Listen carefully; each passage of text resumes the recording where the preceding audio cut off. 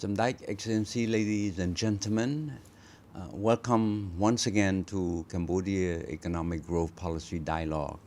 Today I have the pleasure to have a good friend, foremost, a colleague, but foremost a good friend, Dr. Naron. He's the Deputy Prime Minister of the Royal Government of Cambodia. He's in charge of education, youth and sport. And I'm just pleased that he took the time to come and have a nice dialogue with me. And we will try to cover, on what I see the progress, the evolution of our educational system. Because as you know, after the war, after the Paris Peace Accord, we pretty much have rebuilt our educational system from scratch. Fast forward 30 some years later, we are moving quite fast. We're improving our education system from primary, secondary to university level. So I think it's a lot of things for us to discover, but I want to have a more hands-on response from the actor, the main actor, which is you, Naron. You've been handling this portfolio for about what, like? 11 years. 11 years. Almost 12 years now. Oh, 12 years, yeah. So tell me a bit how you see the 12 years ago when you were asked by the Prime Minister at that time. It was like the Choun who asked you to move from finance, from the Supreme National Economic Council to take over the portfolio of education. Tell me a bit how it evolved. Yeah. So thank you very much. I think I've worked around 15 years in the area of economy and finance, and I'm trained as an economist, focusing on macroeconomics, on public finance, but also on insurance, non-bank insurance sector, also policy analysis. But in 2013, I was asked by Samdijk to come to education. I understand that the importance of education, especially for Cambodia, which has a high proportion of young people. So we have to give them knowledge, skill, but also good attitude to become a human capital for economic transformation. So I started by identifying 8 priorities. So I'm moving, from finance to education is a new area. So the 8 priority is just like, based on my survey, that number 1, the young people need skill. Need skill, yes. Okay. Number 2, we need to have a good policy, a think tank, because I used to have also Supreme National Economic Council. Yes. So I think that education, we must have a think tank that can guide the policy. Number 3, grade 12 exam, because we have seen that the young people, they don't study. So we have to really focus on the grade 12 exam, and then we look at how to improve the management of human resources, because in education we have more than 100,000 teachers. So number 5, we need to have better financial management system. And number 6, we also I'm responsible for sport. Number 7, higher education, and also number 8 is also we need to look at how to reform school.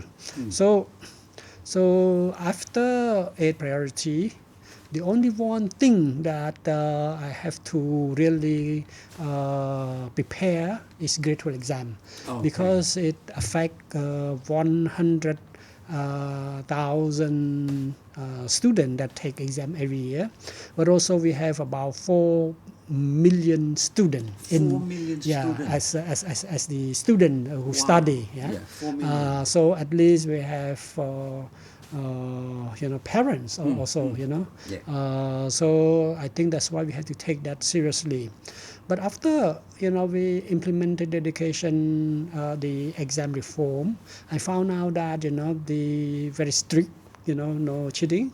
So only 25% of the student pass. Really? So yeah, so the first year is really very serious, 25%. So we organized the second exam in the same year because a lot of student fails. 75% of student fail is not good. So but at the end we have 40% of the student pass. 60 fail, but the parents support us. Yes. And there's a support at the highest level by the Prime Minister because without a good examination system, assessment system, students don't learn. So we want to make students work hard. So then I understand that we need to have more information. Number one, we need to provide incentive to the teacher, increase teacher salary. So then we have the 5 pillar.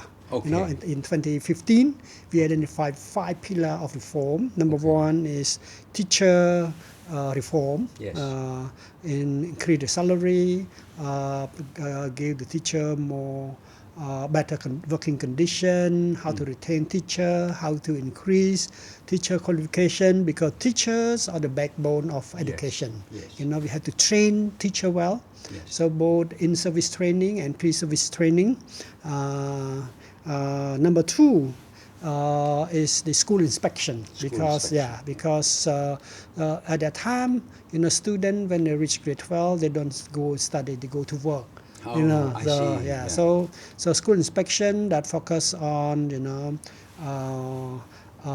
learning outcome, focus on how the teacher teach, focus on how the principal manage the school, how the parent participate in the support of the schooling. That number 2 pillar. Number 3 pillar, we have to improve the assessment system, including examination, but also national assessment.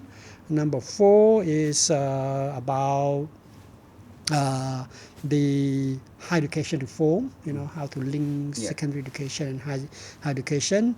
And number 5, we have to review the curriculum and also the textbook. So that mainly the reform focusing on how to make Cambodian education system relevant to the job market and also more relevant to other countries in ASEAN because Cambodia has to compete in ASEAN. But bear in mind that we have gone through the war, and our access was low. I think because of the war, we did not know half of the budget at that time spent on security and also on military. So starting from year 2000 that we start to give, build road infrastructure. We have peace. Then the parent, they want to send their kid to school. So and we need to build more school building and also increase the salary of the teacher.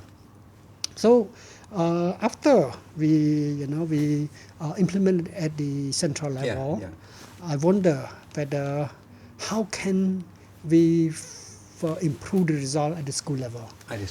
So I start to do my PhD to do research, so that we look at the experience worldwide of education reform because we cannot afford to waste time. Then in my PhD research, I found out that we need to coordinate between top-down reform and bottom-up reform. So we cannot just reform at the central level. How does it work? Because we have around, right now we have around more than 100,000 schools. 7,000 of primary school. We have also around 8,000 preschool. We have 1,200 colleges. Yes. We have college is the lower secondary school, and we have about more than 500 high school. Yes. So you can see that we have school, but we have the ministry. Yes. So we need to really make sure that the reform that we implement at the central level have an impact at the school level. At the school level. Because school, you mean nationwide, right? Nationwide, at the school level. So then in 20, I found out that there's a need to reform the school level. Yes. Not just at the center. And there's a coordination between top-down and bottom-up approach. So if we have a good experience, we have to bring it up. But we start by experiment. So, how to make education relevant to the job market. So that's why in 2015, we decided to create what we call new generation school. New generation. We started. What is that? We started with Siphana High School, which is it's a very famous school, traditional one, and then we renovate the building. Make the infrastructure modern, library, but also equipped with IT, with laboratory, but also improve the teaching method. It's not rote learning, memorizing, like we did before, but what we call apply new teaching method. It's a more critical thinking skill, problem solving skill, so that the ultimate goal of education is to give the student the knowledge, but also the skill, and also the passion for lifelong learning. So I think that now we have AI, right? So the definition of knowledge change. Before scholar is that a lot of things. So you are a scholar because you know.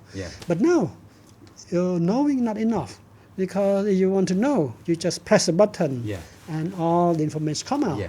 So it means that the teacher and the student just knowing the fact is not enough. It means that you have to have how to think critically, how to solve problem, how to work in team, how to create, innovate, and also digital skill, So that's why with AI, with the internet, is that just knowledge is not enough. Knowing fact is not enough. So you have to know how to apply the fact. So that's why I think we apply new teaching method we call constructivism, that the student should do the research. Because usually students are shy, they cannot, they just listen to the teacher and then take note and then memorize. Not that before. But now, no longer. So we divide the student into small group, and then the teacher explain and the student do research. So they not just look at the textbook, but they can research on internet, from different sources, and then they brainstorm together, and also they make presentation, and then they ask questions. So they answer. So that develop critical thinking skill, problem solving skill. Also, they can use ICT. I think if you just use computer like basic Word or Excel, not enough. So you have to apply that. I think the teacher have to use technology to teach, and also link it to STEM. We focus on STEM, and the student can full day learning, and the student have their own club. You can have writing club, they have astronomy club based on their passion. So that we can see the change in the attitude of the student. And I think that's it's a big impact.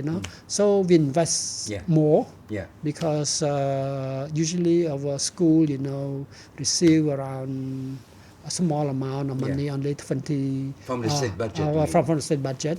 But this school we invest more so that we have enough for for extracurricular activity. The students should, have a what we call the project work, so that they have their own project, and then they have annual fair, invite the parent to see, so it create a pride for them. So they are more interested. They come to the school, in the library, because the library has aircon and also have internet. So they can do research. So it transform education, and in that change the way, so that we teach them how to learn, learning how to learn, to become a self-regulated learner. This is the concept of lifelong learning. So even if you have a degree, PhD, but if you don't do research or continue to work, you will lose momentum. I think that very important. So I mean, it's you listen to how you describe the education system, how the students have changed. I think it's very exciting to me to see how the learning method have changed. Because when we knew each other about 30 years ago, students are very shy. We go to the class and we listen. So now they develop all of that. Presentation skill, communication skill, problem solving skill, but also English language as well. These you're talking about at the level up to high school, right? High school. So now we have 14 of that, because we will expand more when we have more budget. But then this is a laboratory. So we select 2017-18, we select 100 schools to reform. And that a mid-level. So that school reform, we focus on autonomy of the school. So the parent participate in the school management committee. So there's accountability of the school principal to the parent, to the community, because usually the ministry, usually the school principal should be accountable to the ministry, but we don't. But who more interested in improving the school is a parent. So we have a classroom management committee. The parent oversee the work of the school principal, and then we have we have what we call a standard test, so that the student have to work hard, and also the teacher has to teach, and then the result has to distribute it, made public, and then communicate to the parent. So then the standard test is that allow us to assess the real level of the student, because if we have the problem of private tutoring, so in private tutoring, sometimes the student go to the class, tutoring class, and then the teacher can favor them. But this one is make the education more fair, and also then they can provide support, additional support to the student, and you can see it work well, based on the concept of 6A. Number one, number one, autonomy of the school. The school has to be, what problem we have. So they have to solve that problem. Number two, accountability to the parent also. Number three is attention to the teacher. How we bring in the teacher and school principal to train, because in the past, the qualification was very low. So we increase the qualification of the teacher. Now they should have bachelor degree to teach for primary and lower secondary, master degree for upper secondary. Then another A is attention to early childhood. It means that the preschool, then attention to the culture of the school, and I think that we have seen that we have improved the school. So based on that, now we expand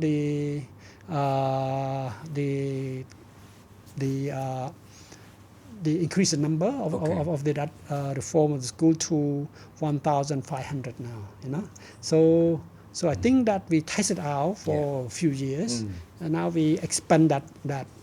Now, I think that we also increase budget. I think the government, like Hun Sen, he built now 4,500 school building during the last 20 years or more. Some like the Choun and also some like TPAB bill.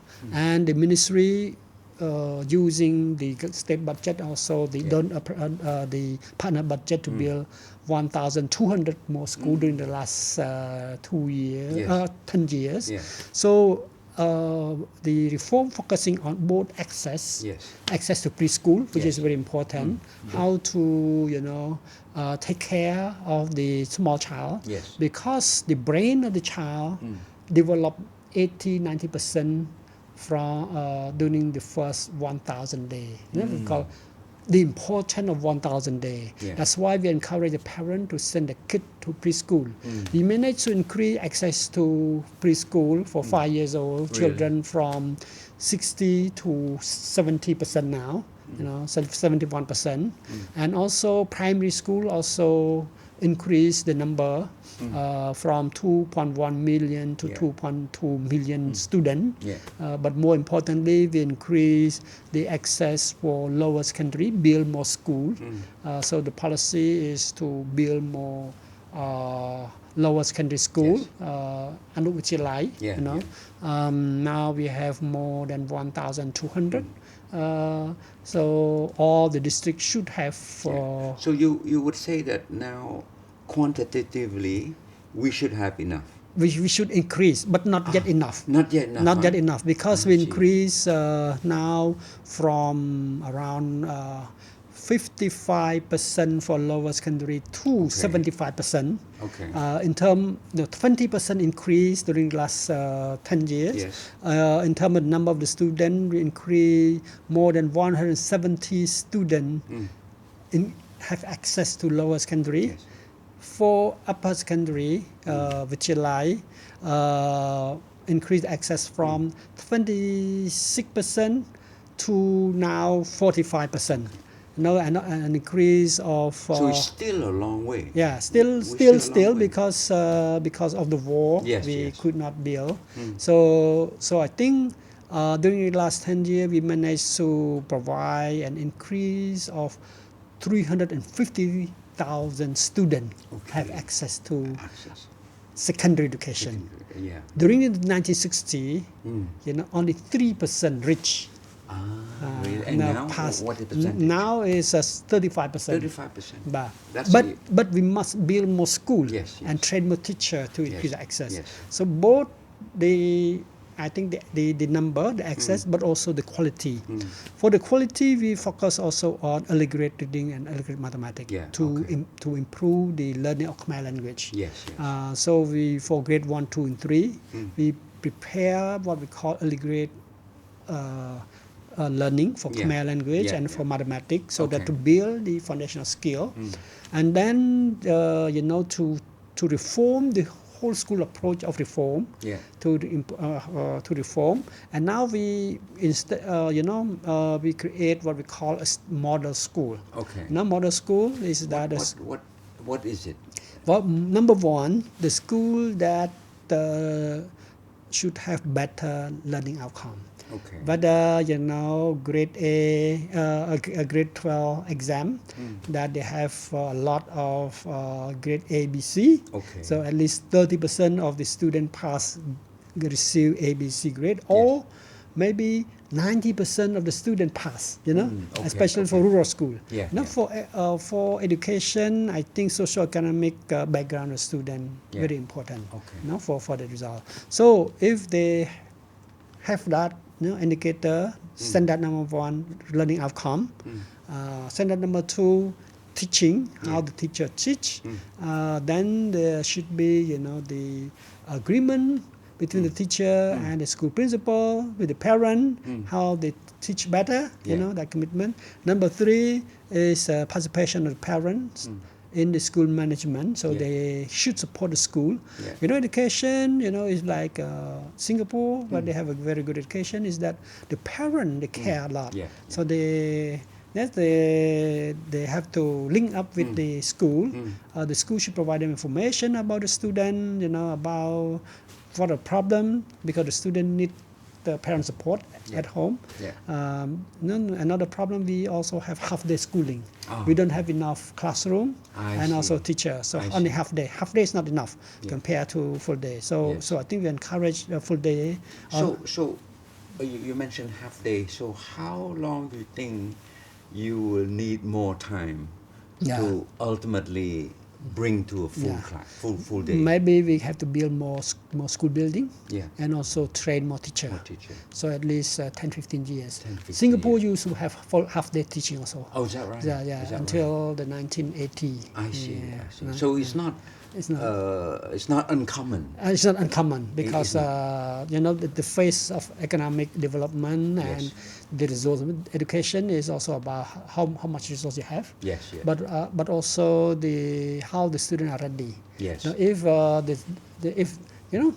bear in mind that in 25 years ago, 40% of the Cambodian children suffer from malnutrition. Like stunting and wasting, like 40%. Now we reduce to 20%. But still, that's why we have a gap between urban and rural gap.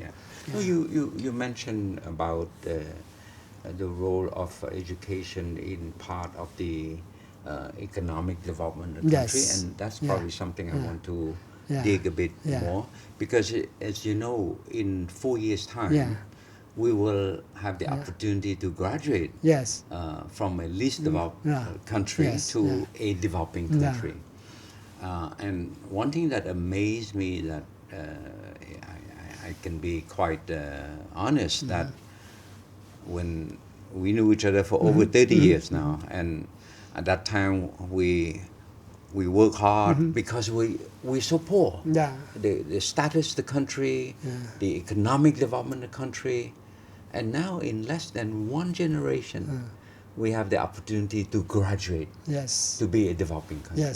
So I mean, that's it's an achievement, an accomplishment in itself, but it means the challenge of being a developing country. That's where education will kicks in. I think number one is the quality of the student. So we have seen that over the years, when we tighten the grip at the grade 12 exam, we've seen the improvement in the share of the grade A, B, C student. And we can see the huge increase. And then also we have private school as well that provide that. Parent also, we have different private school. But overall, we also focus on higher education reform. So to respond to the market needs, we focus on STEM. STEM is science, technology, engineering, and mathematics. So we invest a lot in Institute of Technology of Cambodia. So STEM is you apply to all the school or just specific schools? Only specific school. Only around 30% of the students study for STEM. And also like at ITC, for example. So higher education around 34. But secondary education around 30. So we invest a lot in only 5 or 6 schools, and we invest university linked to special economic zone. For example, for Phnom Penh and Kampong Speu, we invest a lot in, we have project in Institute of Technology of Cambodia, ITC, in Royal University of Phnom Penh. So we have University of Battambang to serve Battambang area, and then University of Svay Rieng to serve the Bawat Special Economic Zone. Also we have, mainly 5, but now we expand Royal University of Agriculture as well. For agriculture, very important. So we have seen that Cambodia moving also to machinery, now. So it's meaning that we upgrade the number one, we have to improve the governance of university, that higher education reform. Number 2 is increase qualification, especially, we train more PhD, and also we improve the curriculum. So they make curriculum more relevant and also the new area. So how many universities now offer PhD program? We have very small number only. Okay. We have 1,300 PhD students. Okay. Very low. Very low. Very low. Yeah. Even though, but we have sandwich program. You know, Okay. What does that mean? for STEM subject, you know, for top, you know, we have Choun degree with overseas university between ITC and university in Europe, Australia. Okay. So we bring in Australia. So we improve the curriculum with what we call outcome-based education. And also say another one is to have 3 year, 2 plus 2, 2 years in Cambodia and 2 years in Australia, Curtin University in Australia. Or we can have, you know, university in Europe, so Japan. So we have cyber university as well to, you know, to mobilize resources. It's like a rule, Royal University of Law and Economics. They team up with University Leave the Hotel, for example. Yes. So that joint program. So internationalization also to improve that. But also that for the top level. So you can see that a new company, Japanese company, we have graduate from ITC to work, you know, whether it's a new factory, so we have that. But we need the mid-level. For the mid-level, we have 12 plus 2, meaning that we create program like, you know, like electronic, mechatronic, you know. What is mechatronic? Mechatronic, you know, when you create company, you need to have like wiring and, you know. So those kind of skill, it's skill based. You know? Skill based. So it's a mid level. You don't need engineer to you know to open a new company. You need that level. So we call competent based training. It means that 1 year you go to school. It means like 50-50 or 60%. Skill outside, and only 40% in the classroom. So it's a more practical, more skill based. I think that the problem of skill is that parents, they think that skill is a low job. So that's why we team up with, you know, in ICT that are very prestigious, but we find out that all of them get job and they can continue to study to become engineer also. So I think that's encourage them. So I think competing based is now also work based learning. Now you have an internship program, work with the company. I think that's the way to make knowledge more practical, you know. Because I think many company who are in manufacturing, they particularly Japanese, they do want to have qualified people when they graduate, because you know, it's different than you work in a garment factory. That's right. So you work for mini beer, for example. So for mini beer, you know, for example, the difference between garment factory and also electronic is that you must have smart worker, whether they are engineer, whether they are mid-level technician, whether they are the worker. Even if the worker, you can have a school graduate, but they are smart. They should know, you know, some foreign, like English, foreign language, but also they can learn. For, you know, for garment worker, they a little bit more, I think more easy. You know, it's like a monotonous job. But for electronic, for mini beer, you need to have what we call you know, like you must have some skill how to manipulate. You know, I think your finger have to be agile. You know, but also you have to know how to think. You know, so I think that usually they take smart, you know, graduate from high school and train them on the job. Okay. So they train just 1 week or one month. So these students don't need to go to ITC, for example. Yeah, I think for just a worker, they don't get to go to ITC. For ITC, you become engineer, or you can have mid-level technician. I talked to several people in ITC. ITC provide a lot of scholarship with Japan, for that matter. So ITC, we fund a lot because also we get assistance from different partners from Japan, from Korea, but also there's a international consortium. Yes. Bring in international expert, not from 50 countries around the world, Europe, And then, are they all industrial? Including industrial. Okay. So they half economic and half industry. Yes. So that they provide you with the knowledge how to improve the education, how to respond to market needs, how to change the curriculum. Yes. So I think the higher education reform is to make education more relevant to the job market, and that's why now we introduce AI, new skill, AI, cyber security, software engineering, and also new area like machine learning, something like that, to respond in the to the context of fourth industrial revolution. That's right. That's what you're talking about now, right? Yes. So that's why we also work with the University of Cotton and Macquarie University from Australia to have that joint program. Yes. And also, so I think internationalization of education, higher education is a way forward. Yes. But also linking higher education with secondary. So that so we have that approach. So that the secondary school also they can have a tutoring. Yes. They can offer robotic club, they can improve the STEM, so link higher education with secondary, and also the career counseling at secondary, so that how to choose. If you want to become engineer, what you should study. You want to become so like doctors, what you should study. You want to become agronomist, what you should study.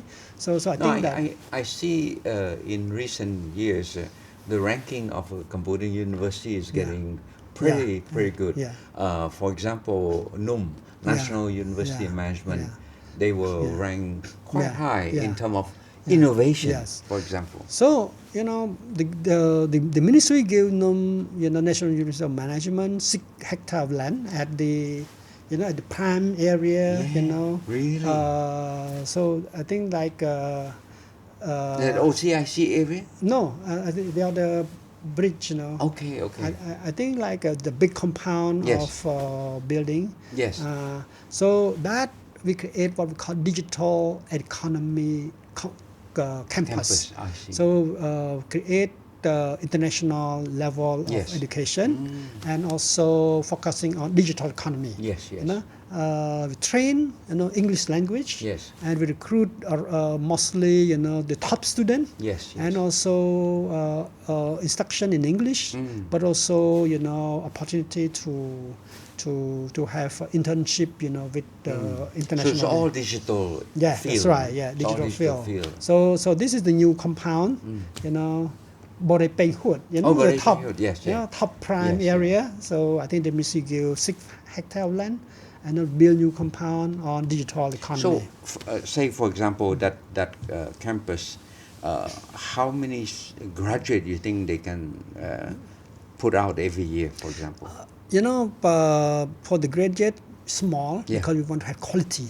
Quality. So maybe 100 graduate, but we focus on quality. Yes. So I think education, we managed to increase the number of access for higher education from 10 to 19%. Meaning that in terms of total number, from 200,000 now to 300,000 total number. But more importantly, we also work on different level of quality. To produce more, another one way, but to have more better quality, that's another way. So we work on both. Yeah, I think from my perspective, you know, I mean, and Naron, you're an economist, you're former Ministry of Economy and Finance, so I think you were involved quite a bit into many economic policy, right? And we work together, the industrial development policy, the rice policy, so many economic policy, and we all know that at the end of the day, you know, the education is everything, is the backbone. Yes. Yes, I agree with you. Quantity is important, but you need now to start looking at the quality. So where do you think we, among ASEAN, for example, where do we rank now? I think, you know, I think education also depend on per capita income. Yeah, per capita so income. You can see that, you know, in ASEAN, Singapore is around, you know, like 90,000 US dollar, Malaysia 13,000, Thailand 7,000, Vietnam 5,000. So you benchmark that, right? We around 2,500, you know, in terms of per capita income. But I think for education, I think 20 to 30% of our students they can compete globally.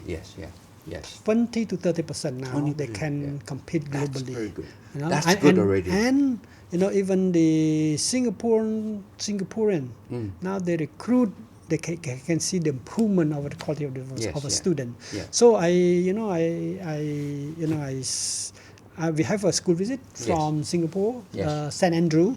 I went to see school in Singapore and also school, Siphana High School.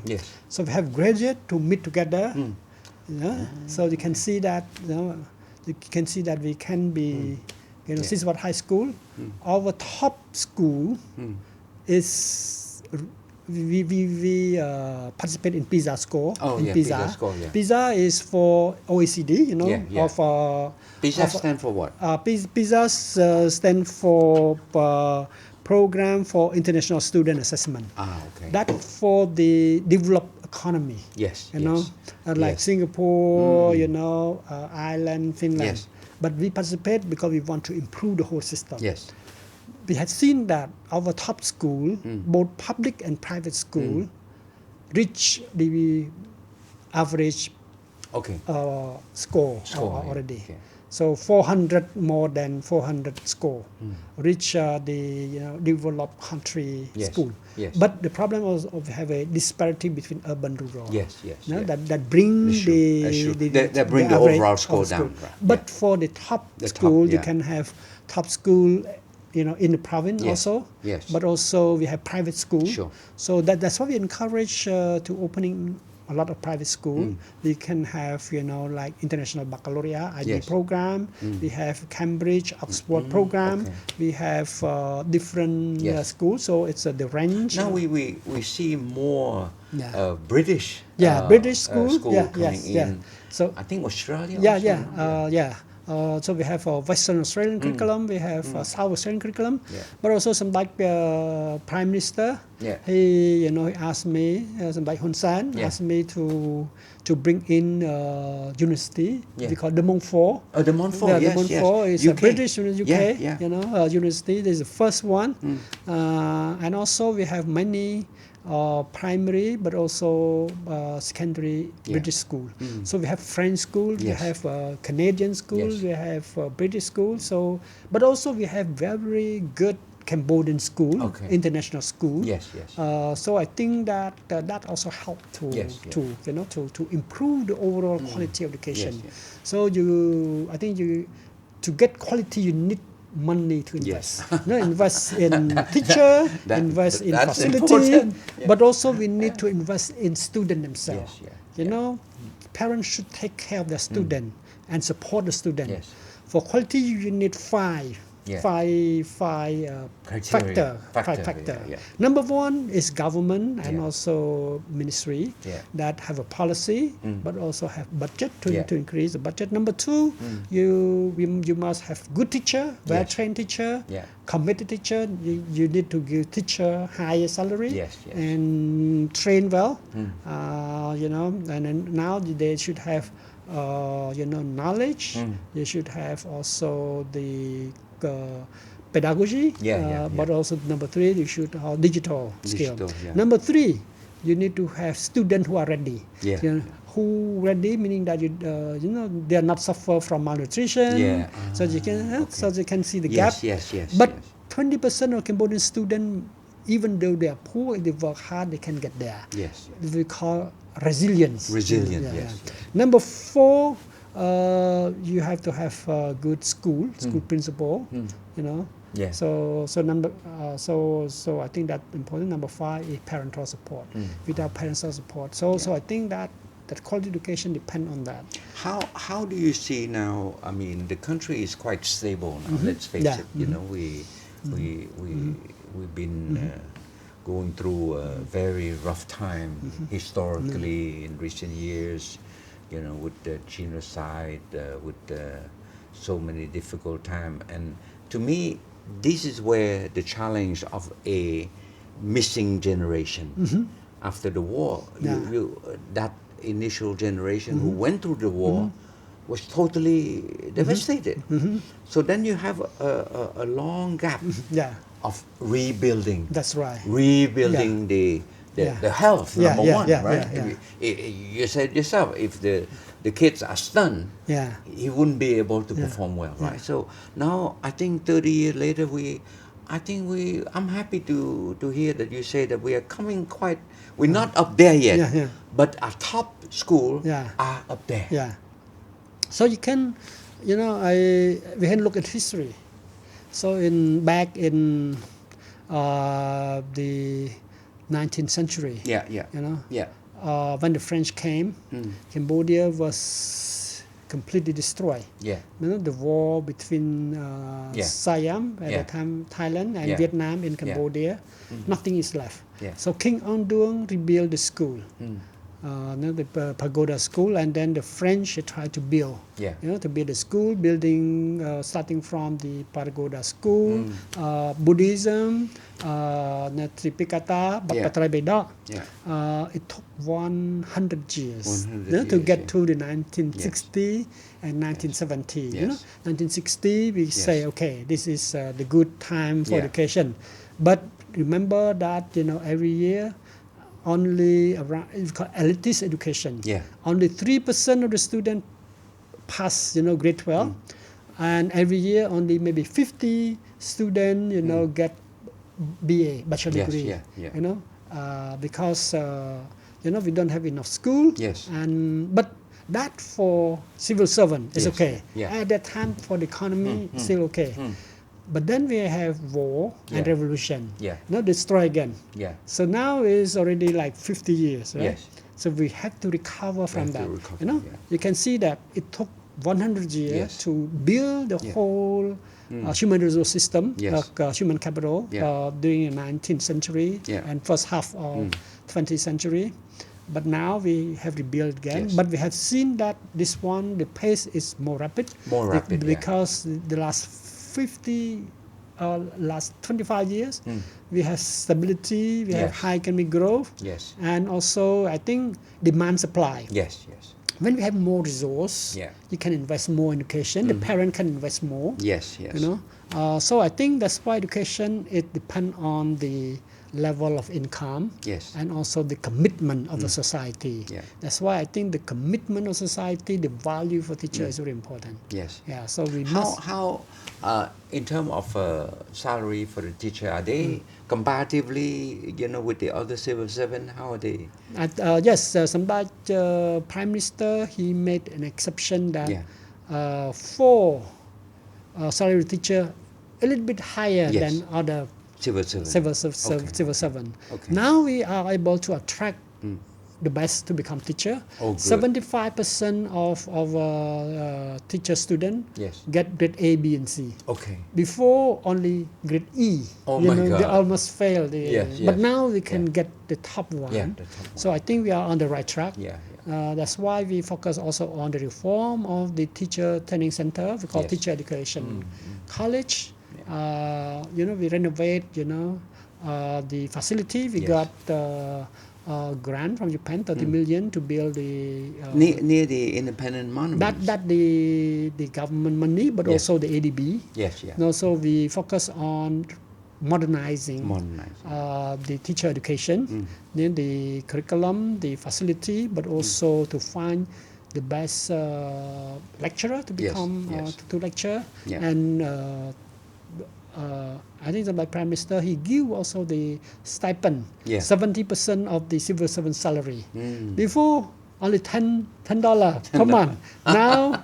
Now they can get maybe $200-300 US dollar. Yeah. So then you can attract. Yes, the you can best. attract. Yeah, Yeah. have attract. Because I think looking long-term horizon, I'm with our dear colleague DPM Bung Sevisot, who Yeah. he's in charge of the Cambodia Vision 2050. Yeah. So we work quite a bit with the World Bank and try to see what does it take for us, for Cambodia, to achieve the Vision 2050. So a lot to do with education. Yeah. You need to have a Yeah. good pool of well-educated people, well-skilled, well-trained. I mean, so that's the basis of growth. Yeah. So I think I would, I think to train better person, number one, you need to have, I think that you need to have like talents also, you have, meaning that the student must be ready, Yes. Take care of from early childhood, Yes. and then they have to fit well, provide them with good environment. So the environment is also very important, but also to educate them to have grit, meaning passion, and also perseverance. Passion, yeah. So there's a study, Perseverance, yeah. There's a study whether you have high IQ or you have grit, passion, and perseverance. Yeah. I think you need both. You need both, yeah. So but also you need environment. You cannot be smart and lazy. That's right. You need both smart and perseverance. Yeah. But also you need a good environment. Yes, yeah. So I think that's the problem of the gap between urban and rural. So if you bring in, because if you bring in some good student from rural area, and then put them in the city, you can see the transformation of the person very fast. Indeed. Because people learn from the environment. Yes. So if you live in the jungle, you will behave in the jungle. You have no access to knowledge. But if you live in urban area, I think that the way development is all about is about demonstration effect. Yes. So you learn from your environment, and then you make effort to improve yourself, and then you that's about development. So the development is about copy, but also about learning. So knowledge is very important. Yes. So you look at Angkor, how the Khmer build the empire, Khmer empire. Not just religion, but a system of learning. So I refer back to to the education in the Khmer, during the Khmer Empire. You have the Perij Guru, the master, royal the Raja, guru, the Guru, Yeah. the royal Guru, Yeah. who oversee the construction of the temple. You can say Bantese temple is built by the Guru, but also the one who helped the king, 5 king, to build Angkor also. So the Guru, is responsible for education of the children. Yes. So I think the system of religion, but also of knowledge. So you cannot, for a civilization, you have to build human resources. You learn a system of passing knowledge from one generation to another. So I think for an empire, for building Angkor Wat, you need a system of education. You need, like Jayavarman the 7th. He has a wife, the queen. who is the rector Yeah. of the university at that time. Indra TV? In Indra Devi, Yes, his second wife. Yeah. She well versed in Sanskrit, and wrote poem in Sanskrit because Sanskrit is a high level language. Yeah. No, it's not God language, but also for passing and learning from overseas. You can have the guru coming from India or go to study in India. So there's an internationalization through Sanskrit, also through Brahmanism. Yeah. So I think when Angkor decline could be caused by the loss of human resources. The change of religion and then the loss. I think they migrate to Thailand and the Thailand they take them to Siam at that time, but also economic background. So the decline of Angkor can also be caused by decline in soil productivity, in agriculture productivity, because you use a lot of land, so it decline. But it can be by trade in the we don't have trade. Angkor is there's no money. But compared to other civilization that they have money, so economy is the backbone of the empire. So how to build education? You need resources. You need finance. That's why developed country they invest a lot in library, in school, in teacher training. So education and economic development is linked together. That's why like country like Singapore, but also like Japan, they invest a lot in education because they don't have natural resources. And human resources play a very important role for that. So I think from your very passionate description of educational system, I can feel that I can feel for sure your passion is there. But it gave me a lot of encouragement to see that, one, of course you're the Minister of Education, so you know what you're talking about, and it gave me a lot of faith that if we look forward to achieve the vision 2050, the understanding is there. But what you need foremost is access to resources, that's right, access to finance, so that you can invest into education. So you have to have a multi-pronged strategy. Even in the U.S., you can have top university, Harvard, Ivy League, Princeton, but but they also have like community college, for very basic, But you can see that you can spend like tuition like 3,000 for community college and maybe like 10,000, like 100,000 for the top level. So I mean to have that top, you must recruit the best, faculty. So it means that you must have resource. So I think that for top university, you must have like endowment fund. So the university themselves, like University of Columbia, I think the budget is like before 15 billion, even bigger than Cambodian economy. Now maybe Harvard is 50 billion. 50 billion, the bigger than the whole Cambodian economy. So you can see that how can you get the quality is there. If you invest in, that's why I think we must have a multi-pronged strategy. We cannot have a lot of resources. That's why we invest in usually school, some school when we have more, but also maybe the middle tier, what we call model school, invest also, but more, and parent. But also we invest only a few, 4 or 5 universities that provide the quality. The rest, okay, you can have small. So I think that the strategy is just no one can bring up together everything, but we must also always reform it. To meet the needs of the economy, I think maybe you can have even small step improvement is very, very important. Well, Naron, I am very pleased that we have this dialogue and it gave me a sense of optimism. And I probably would wrap up this session by highlighting a few areas that you so passionately feel and touch on the issue of passion. Yes, that's right. For the student is so important, passion. Of course, the teacher also must be passionate to teach about it. Number two is that the access to finance, the state particularly is in a better position to support, to give a decent, honorable quality of life for the teacher also, because it's important. If they don't have enough money to live, how can they teach better? That's right. And the third one, which I really appreciate, is about reform.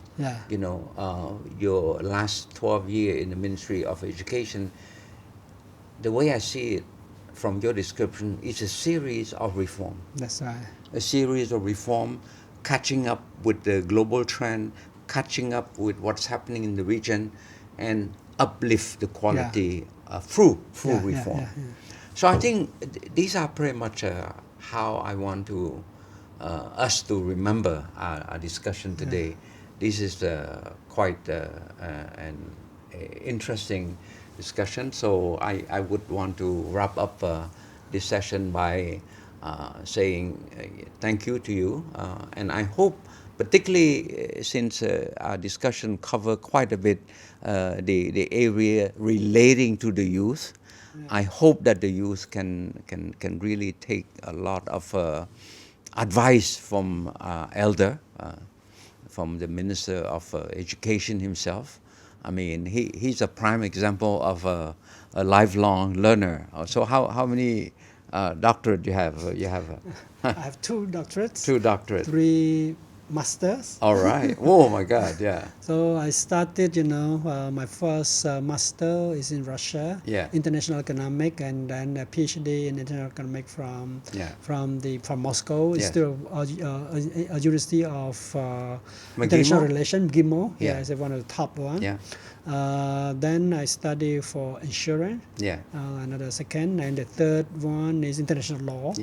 And then I decided also to get the 2018. I talk about my research in education is my second PhD in education management, but you have 3, right? So you have more. You gotta catch up. No, but I really want to the audience to really look up to you. And it's a sign that knowledge only comes when you persevere. You may be smart, but if you're lazy, you're not going to go far. So you need to be smart, but you need to be persistent. You need to work hard. And that's pretty much the message that both of us would want to convey to the audience. But the degree is not important if you don't use it. So I think the knowledge must be used for the benefit of humanity. That is the most important thing. This is my message. For example, I went to a 1 month training in Harvard, called executive program at Harvard in 2004. 2005, I was invited to have a master degree in Harvard. But at the time, I was promoted to the permanent secretary of Ministry of Finance. So if I go there, I don't have, I lose my post. So I think it's better rather than go to Harvard for 1 year to, from a very prestigious university, master degree, invited, but rather than to work, because work also gives you a lot of insights. So you can see that, you get a degree, a PhD, but sometimes you don't have practical knowledge. So you must prove it. So I think learning from the job also very important. So I decided not to go to Harvard for a master degree, but instead to work as a permanent secretary of Ministry of Finance and learn on the job.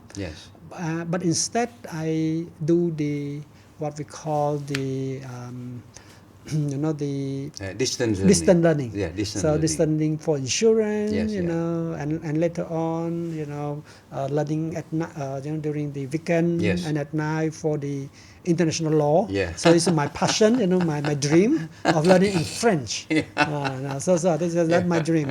But you know, you must have a motivation why Yeah. you learn it. Yes, yeah. Is that you can apply it. Yes. So the But apply you your speak knowledge. English, you speak French, you speak Russian, and you speak Chinese also now. Also Thai. Thai, oh my God, yeah. So on language you beat me because I only speak 4 languages. So it's really a pleasure to have this session, and I cannot stress more the importance of learning, the importance of lifelong learning, particularly the importance of being passionate about what you want to do in your life, because at the end of the day, learning is one thing, applying is something else. So Naron, thank you so much for coming and share this passionate dialogue. Thank you very much. Thank you. Thank you. That was a great discussion. All right, so I'll see you all next time.